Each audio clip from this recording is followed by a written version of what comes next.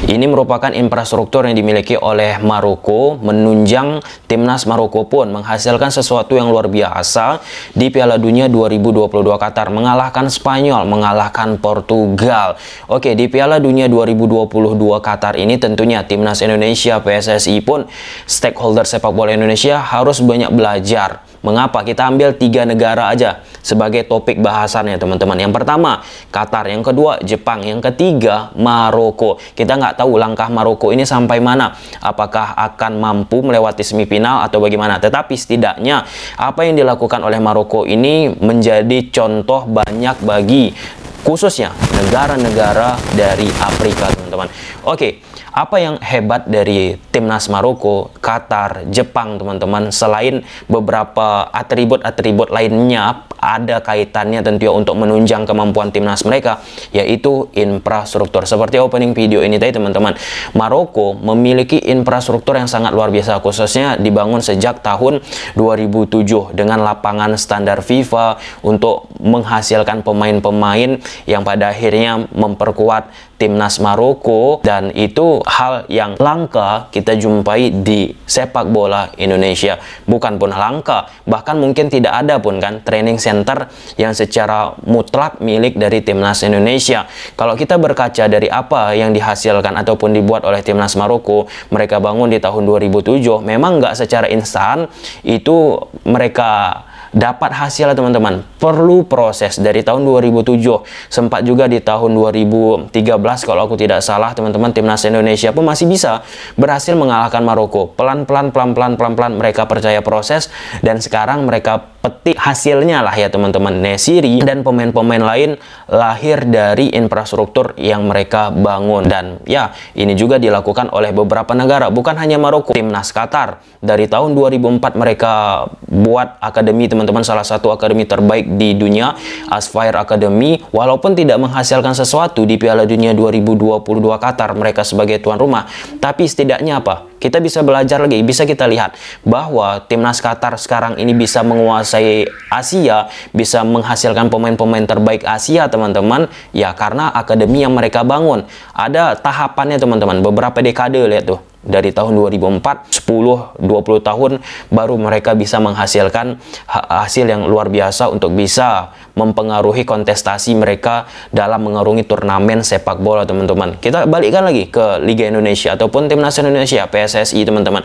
Apa yang dihasilkan dari misalnya bantuan-bantuan FIFA, nggak secara mutlak, secara nyata bisa sentuhan itu dirasakan oleh pemain-pemain Timnas Indonesia kita. Lalu ketika kita tidak memiliki infrastruktur, kita hanya bicara toh infrastruktur ya teman-teman, memang ada kaitan yang lain, kompetisi dan lain sebagainya. Ketika kita tidak memiliki infrastruktur mendukung, menunjang kemampuan dari timnas Indonesia, apa hasilnya? Ya hasilnya seperti yang kita rasakan sekarang ini, kesulitan. Ya syukur-syukur ada menghasilkan sesuatu yang luar biasa dari sisi permainan, tapi itu nggak akan lama teman-teman, karena orang-orang yang di bawah inilah, anak-anak muda inilah yang akan meneruskan. Kalau misalnya anak-anak muda, pembinaan usia muda, kelompok umur teman-teman tidak diberikan skill, teknik dasar ataupun dukungan infrastruktur yang kuat, ya akan sama aja nanti yang ketika mereka sudah di level timnas senior, karena tidak memiliki sesuatu yang dirasakan oleh negara-negara lain dari sisi infrastruktur. Contoh seperti Maroko, kan ada beredar di media sosial, di compare lah negara Afrika, sama-sama dari Afrika, Ghana sama Maroko. Maroko dengan bantuan FIFA teman-teman, mereka membuat infrastruktur yang sangat luar biasa, sedangkan Ghana yang dapat juga suntikan bantuan dari FIFA hanya membuat sekedarnya aja lah ya, quote and quote, infrastruktur untuk mendukung sepak bola Ghana. Walaupun Ghana tetap menghasilkan beberapa pemain, tapi dari Maroko ini pelan-pelan mereka pemain-pemainnya teman-teman udah melanglang buana di kawasan Eropa. Jadi kuncinya itu tadi, jika kita tidak memiliki infrastruktur, salah satunya teman-teman ya, sulit untuk bisa kita bersaing di Piala Dunia ataupun menembus Piala Dunia teman-teman. Karena kita lihatlah dari semua kontestan Piala Dunia ini, kalau aku nggak salah teman-teman, hampir semuanya memiliki training camp.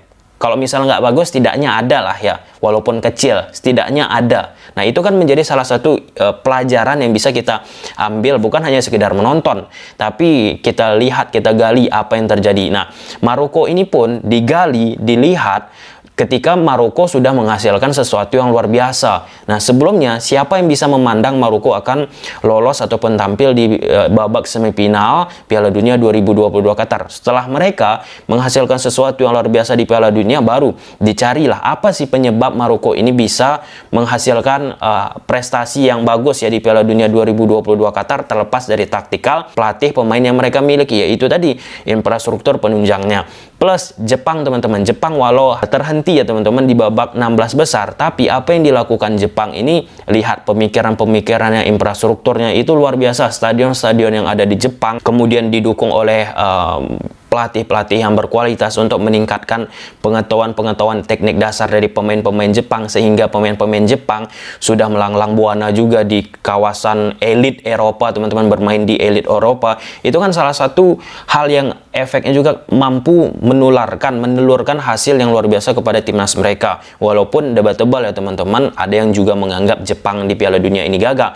Tapi kita lihatlah pelajaran-pelajaran yang bisa kita ambil dari negara-negara tersebut yang menghasilkan prestasi, teman-teman. Nah, ini juga akan dikeluhkan oleh Coach Sintayong ke timnas Indonesia lah, PSSI secara khusus, teman-teman, yang tidak memiliki training center. Bisa teman-teman lihat, kalau aku nggak salah ya teman-teman, kalau misal aku salah ini ralat ya, di Bali timnas Indonesia pakai bis Bali United. Karena aku lihat ada kursi Bali United. Aku katakan itu nggak salah. Kalau misalnya Bali United bisa mengizinkan, bisa memberi fasilitas bus secara gratis, alhamdulillah, syukur, luar biasa, respect kepada Bali United. Tapi hal-hal seperti itu menjadi salah satu hal yang perlu diperhatikan. Bayangkan kalau misalnya kita berpikir lebih visioner ke depan, teman-teman.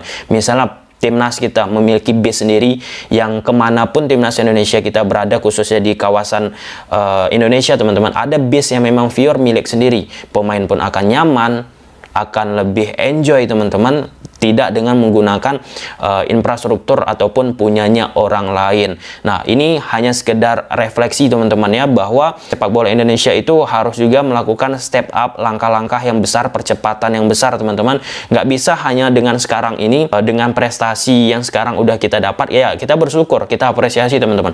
Nggak bisa hanya sekadar apa yang sudah kita dapat sekarang ini sebagai bahan kita untuk merengkuh ataupun menjadi salah satu batu loncatan untuk bisa mengejar Spanyol, mengejar Portugal. Lihatlah itu, Maroko bisa mengalahkan Spanyol, bisa mengalahkan Portugal, yang dimana Maroko beberapa waktu yang lalu bisa kita kalahkan di Islamic Solidarity Game. Sedangkan sepak bola Indonesia kita dari tahun saat kita mengalahkan Maroko sampai sekarang mungkin bisa kita sebut jalan di tempat.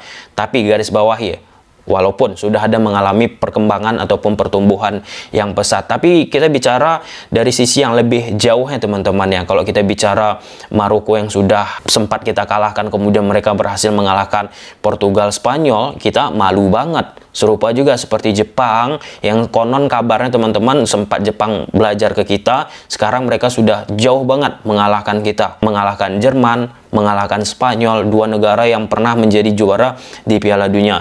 Oke lah, sampai sini aja teman-teman videonya. Semoga teman-teman suka. Bye.